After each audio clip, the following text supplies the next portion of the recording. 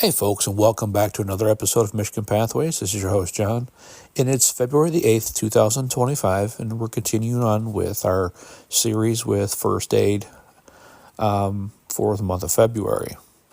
So as I said before in our previous, knowing what to take and what not to take out in the field, that's certainly going to be up to you. As I said before, having the basics, just enough to cover, just in case you go out and so on and so forth.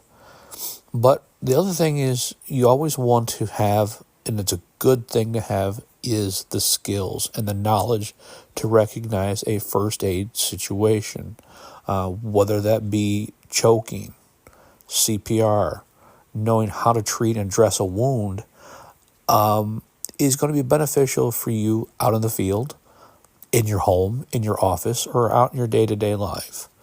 Now, I'm not saying we all have to carry around first aid bags and stuff like that, but knowing how to treat a simple cut or learning how to compress, a wound or something like that to help somebody is a rewarding thing. Are we all going to panic? Yes. That is the adrenaline. That is the what do I do? The best thing I was always told was stop and look at the situation. That's the best thing to go from there. Talk to your patient when you're out and about and you're trying to treat somebody. Talk to them. When you're talking to somebody, you calm them down. They're not as anxious. They're not getting as anxious, or they're worrying about the situation. And also talk to them on a first name basis. Hey, my name is so and so. What's your name? Those are simple little things to calm somebody down in a first aid situation. A lot of times they'll tell you that in hands-on classes, but we're kind of getting off topic here.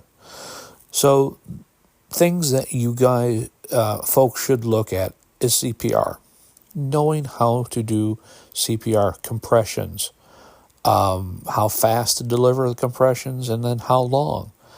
Those are the important things to know when it comes to CPR.